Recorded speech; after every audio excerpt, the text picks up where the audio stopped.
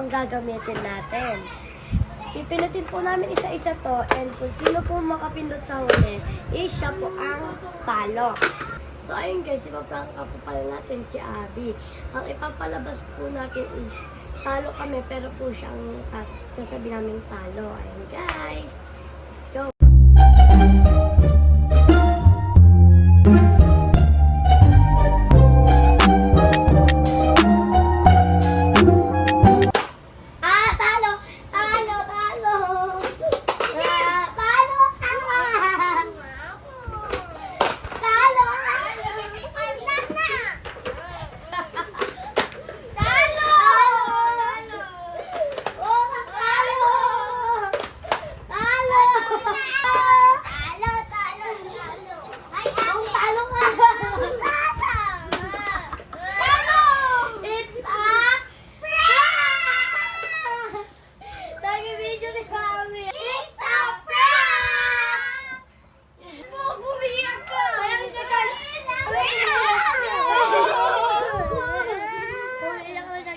Prank successful na!